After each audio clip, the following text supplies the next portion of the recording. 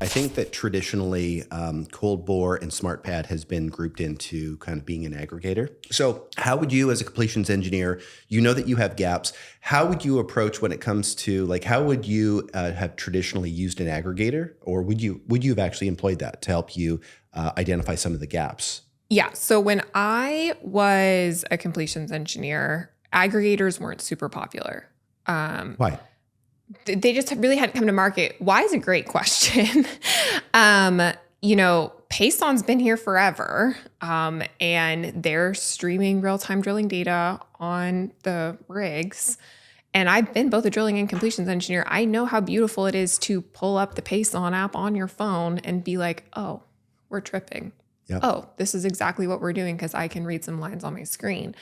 But it wasn't. When I was a completions engineer, for the most part, the status quo was a CSV at the end of the stage. Yeah. So I would have been thrilled about a data aggregator because it would have been an improvement beyond what I was doing. Yep. So kudos, we're all making a step in the right direction by going towards data aggregators. At Cold Bore, we're a step ahead of that because we are, the problem with the data aggregator is everybody has their own timeline. So frac, maybe they're 2 minutes off in their internal clock. And this does happen. Oh, for sure. Like, this is a real problem.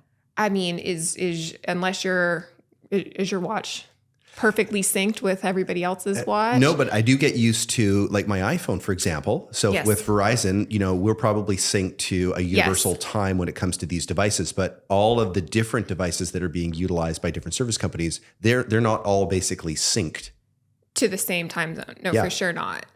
So you can see, a 30-second discrepancy, maybe a minute discrepancy. Maybe someone didn't update their computer and it's ignoring daylight savings, right? Yeah. It's not outside of the realm possible, right? Yep. And so what you may get out of it is, well, Frac says that they were swapping from 10 o'clock to 10:05. Well, Wireline says they were swapping from 10:02 to 10:08. So the aggregator is aggregating the data, but it doesn't know the difference, or it doesn't know which timestamp's correct. It's just live streaming the data exactly as how it gets it. Yep. It's not doing anything to it. It's just saying, hey, here's all the data.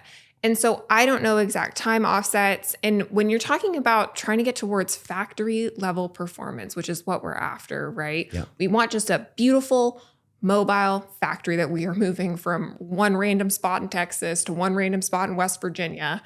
That's what you want because that's consistent, it's precise, it's reliable, it's predictable, it's efficient, right? Yeah. That 30 seconds can matter.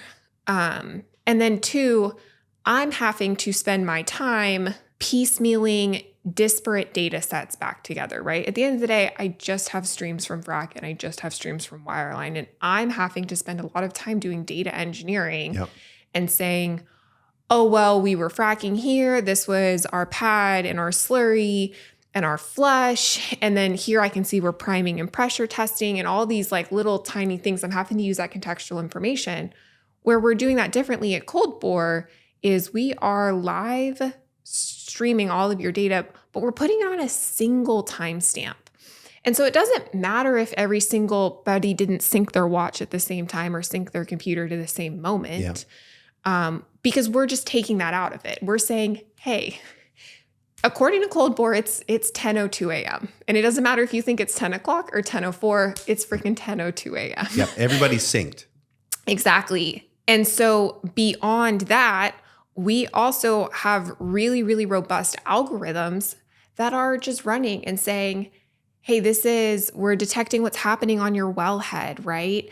And so we're saying, hey, you are fracking stage 4 on well 1.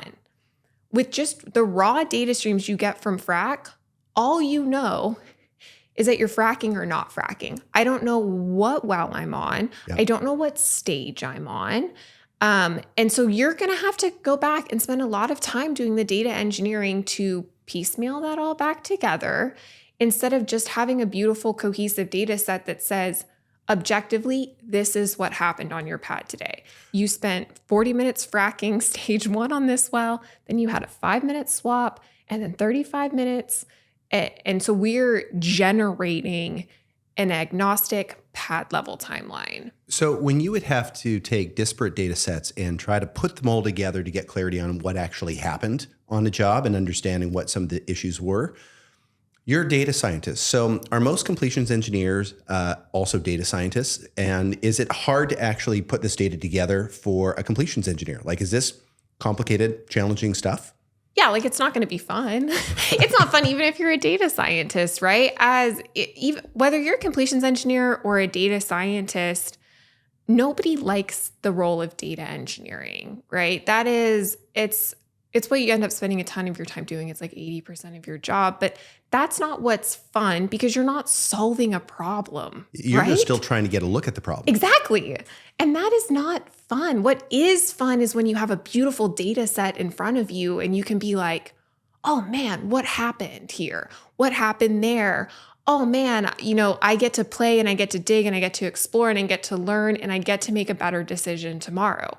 But unless you are using something like Cold Bore, you will continue to spend 80% of your time being a human data aggregator instead of being a human data analyzer. And you're too intelligent to spend your time being an aggregator. So is this the sell to, when a completions engineer, and as I understand it, they're responsible for, okay, we're going to determine exactly what we need on site, how much things are going to cost. They're putting together what the actual frac plan is going to be. Yep. So back, from your experience as a completions engineer, how would someone have to communicate to you about, like, is it just what you said that, hey, you don't have to spend 80% of your time putting stuff together. You can actually have the data and spend that 80% identifying what the actual problems are, either in real time or after the job is done. Like, what's the sell to a completions engineer to say, this is worthwhile to add it to your line item on a job? I think it's exactly what you said. It's like, are you sick of piecemealing CSVs together? Are you sick of waiting on your internal IT department to write an API connection to get you data over a data aggregator just for you to still have to wrangle a data set together? Are you sick of spending your time doing that? Or beyond that, do you not even have the time to do that currently? And maybe you're not as aware of your operations as you want to be. Because I think as a completions engineer, what I always considered my ultimate job role to be is that I had the most efficient frac crew, right? I was pumping to design and that I was pumping as many hours a day as I could be. That is my ultimate job. And what I should be doing is consistent improvement. And I think right now it's so hard for you to really understand without a ton of manual data entry from you have these company men with decades of experience and they're smart and they're good at frac. And we are paying them a ton of money to enter data into like some old database that's going to give you some insight, but it's not really going to get you where you want to go. And like, they don't want to be entering data. Like, that's not... Like, they got another job to do as opposed to just entering data and logging what's actually happening. They should be calling your stages. They should be watching your chem usage. They should be making sure you're hitting treatment rate. They should be focused on safety. They should be focused on walking around the pad for hazards, like all kinds of things, more so than saying, yeah, the average treating pressure on stage 5 was 9,004 PSI, because they had to ask the frac engineer sitting next to them to give them that number so that they can enter it in WellView. And then especially stuff like that, right? Like your initial shut-in pressures. I have seen a lot of frac engineers calculate that a lot of different ways.